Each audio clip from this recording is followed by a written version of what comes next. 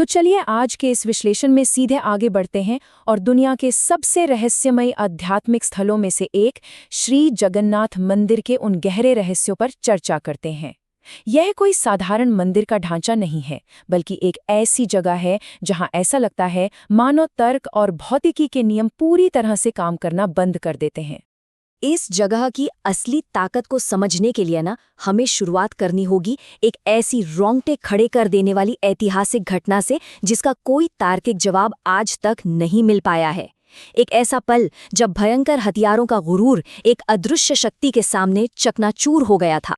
इतिहास के पन्नों में दर्ज है कि कैसे क्रूर अफगान जनरल काला पहाड़ की सेना मंदिर को तबाह करने के इरादे से आगे बढ़ रही थी, लेकिन जैसे ही वे मुख्य गर्भगृह के पास पहुंचे, अचानक दिन का उजाला पूरी तरह गायब हो गया। एक रहस्यमयी घना अंधेरा छा गया और मंदिर के भीतर से एक ऐसी चकाचौंध करने वाली रोशनी निकली जिसने पूरी सेना को वहां से खदेड़ दिया। कई सैनिक तो डर के मारे वहीं बेहोश हो गए और बस यहीं से सदियों तक चलने वाली इन अनसुलझी घटनाओं का सिलसिला शुरू हुआ। पहला भाग, श्री कृष्ण का हृदय, एक जीवित रहस्य। इस मंदिर के अस्तित्व के बिल्कुल केंद्र में एक ऐसा अत्यधिक गुप्त अनुष्ठान होता है जिसे आज तक किसी भी आम इंसान ने अपनी आंखों से नहीं देखा है। हर 12 साल में होने वाले इस अनुष्ठान को नवकलेवर कहा जाता है। होता यह है कि पूरे शहर की बिजली काट दी जाती है। घोर अंधकार और सख्त सुरक्षा के बीच लकड़ी की पुरानी मूर्तियों को नई मूर्तियों से बदला जाता है। जो पुजारी ये करते हैं उनकी आंखों पर पट्टी और हाथों में मोटे दस्ताने होते हैं ताकि वे उस रहस्यमयी तत्व को पुरानी मूर्ति से निकालकर नई मूर्ति में स्थापित कर सकें, वो भी बिना उसे सीधे देखे या छुए। उस रहस्यमयी तत्व को ब्रह्म पदार्थ कहा जाता है।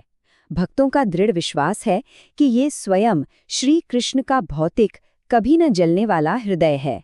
ऐसी मान्यता है कि इसे सीधे देखना सच में जानलेवा हो सकता है। और ये सिर्फ कोई सुनी सुनाई बात नहीं है।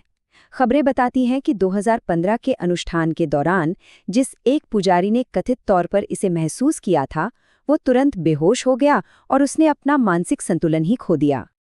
अब कुछ आधुनिक सिद्धांत इस पर एक अलग ही नजरिया डालते हैं। पुरातत्वविद प्रवीण मोहन के अनुसार ये कोई साधारण वस्तु नहीं, बल्कि एक अत्यधिक सक्रिय आर्क रिएक्टर जैसी चीज हो सकती है। और शायद यही कारण है कि मूर्तियों का निर्माण हमेशा लकड़ी से ही किया जाता है, क्योंकि लकड़ी एक कुचालक यानी इंसुलेटर का काम करती है और इस अपार ऊर्जा को नियंत्रित रखती है। दूसरा भाग, अधूरी मूर्तियों का उद्गम, एक दिव्य कहानी। यहाँ सबसे महत्वपूर्ण सवाल ये समझना है कि ये असाधारण और रहस्यमयी कलाकृति आखिर पहली बार इस मंदिर तक पहुंची कैसे। सच कहूं तो इसका सफर किसी महाकाव्य से कम नहीं है।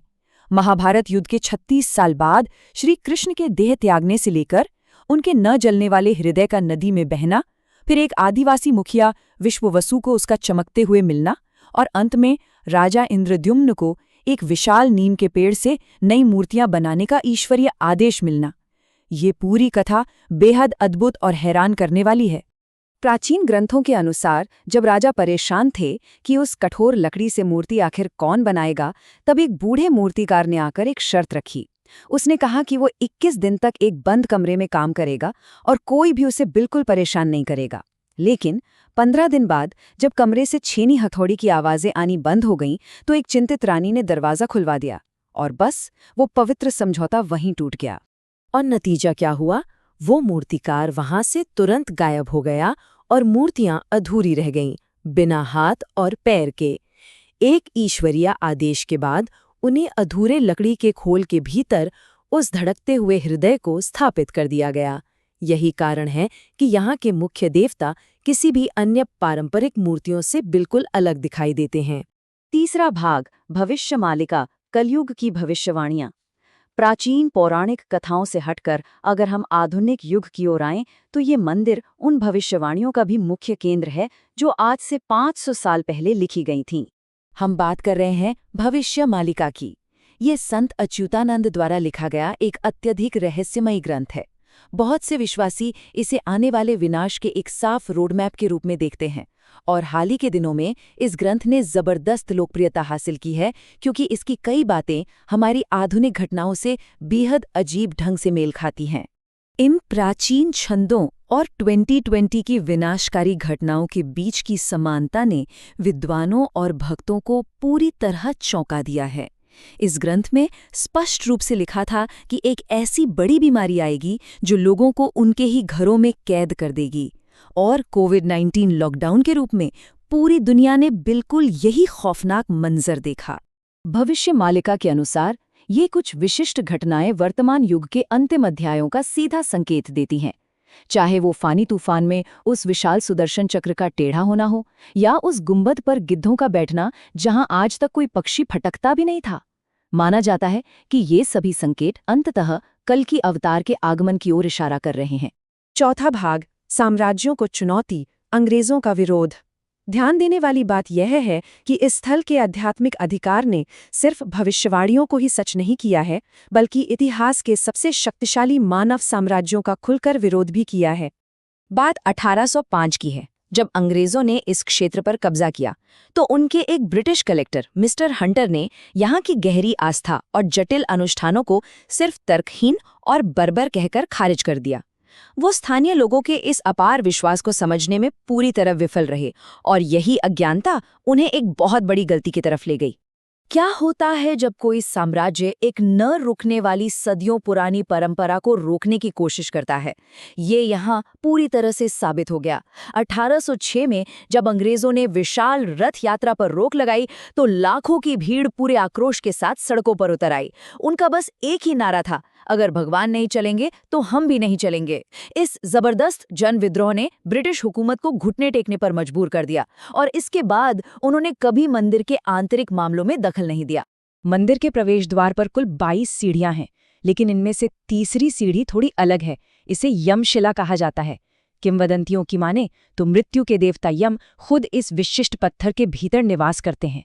ऐसा माना जाता है कि इस सीढ़ी पर कदम रखते ही इंसान के सारे अच्छे कर्म तुरंत नष्ट हो जाते हैं और आत्मा सीधे पाताल लोक चली जाती है। इसीलिए हर भक्त इस पर पैर रखने से बचता है। पांचवां भाग, अनसुलझे वास्तुशिल्प और पाक रहस्य, विज्ञान के लिए चुनौती। और अंत में आइए देखते हैं कि इस मंदिर का भौतिक ढांचा कैसे विज्ञान और गणित के स्थापित नियमों को खुलेआम चुनौती देता है।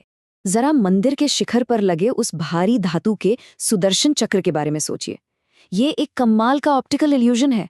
आप शहर के किसी भी कोने से, किसी भी दिशा से इसे देखिए, आपको हमेशा यही लगेगा कि ये चक्र बिल्कुल सीधे आपकी ही तरफ मुड़ा हुआ है। एक प्राचीन सभ्यता ने इस बहुदिशात्मक दृष्टिभ्रम को आखिर कैसे डिजाइन किया? आधुनिक विज्ञान के पास आज भी इसका कोई जवाब नहीं है। 50,000 से 2 लाख, जी हाँ, ये कोई छोटी मोटी संख्या नहीं है। ये उन लोगों की गिनती है जिन्हें हर एक दिन मंदिर के रसोई से बिना किसी त्रुटि या कमी के भोजन कराया जाता है। और ये रसोई सच में किसी चमत्कार से कम नहीं है। यहाँ कोई गैस का इस्तेमाल नहीं होता, केवल पारंपरिक लकड़ी की आग जलती है। एक ही आंच पर 7 मिट्टी के बर्तन एक के ऊपर एक रखे जाते हैं। अब विज्ञान के नियम तो ये कहते हैं कि जो बर्तन आग के सबसे करीब होगा उसका खाना पहले पकेगा। सही बात है ना? लेकिन यहाँ थर्मोडायनेमिक्स के नियम पूरी तरह विफल हो जाते हैं, क्योंकि सबसे ऊपर वाले बर्तन का खाना सबसे पहले पकता है। कभी खाने का एक भी दाना बर्बाद नहीं होता। भक्त इस पाक असंभवता का श्रेय सीधे देवी लक्ष्मी की कृपा को देते हैं। इस पे यकीन करना थोड़ा मुश्किल लगता है ना? 18वीं सदी में एक मराठा अधिकारी को भी ये महज एक अंधविश्वास लगा था। इसे परखने के लिए उसने जानबूझकर बर्तनों की संख्या बदल दी। लेकिन हैरानी की बात देखिए, उस दिन भी बिना एक भी दाना कम या बर्बाद हुए खाना एकदम सटीक मात्रा में बना। इस अगम्य सटीकता का सामना करने के बाद उस अधिकारी ने कसम खा ली कि वो भविष्य में कभी भी इस पवित्र स्थान के चमत्कारों पर सवाल नहीं उठाएगा। तो अंत में एक बहुत बड़ा सवाल हमारे सामने आकर खड़ा हो जाता है। जब एक प्राचीन आस्था ऐसे हैरान करने वाले परिणाम देती है जो आधुनिक भौतिकी को पूरी तरह से चुप करा दें, तो आखिर विज्ञान कहाँ खत्म होता है और देवत्व कहाँ से शुरू होता है? ये विश्लेषण हमें ये सोचने पर मजबूर करता है कि हम चाहे इसे इतिहास, पुरातत्व या शुद्ध भक्ति की नज़रों से देखें, कुछ रहस्य शायद इसी तरह शानदार ढंग से अनसुलझे ही रहने वाले हैं। क्या हम वाकई इस ब्रह्मांड की हर शक्ति को समझते हैं, या अभी भी बहुत कुछ ऐसा है जो हमारी सोच से बिल्कुल परे है?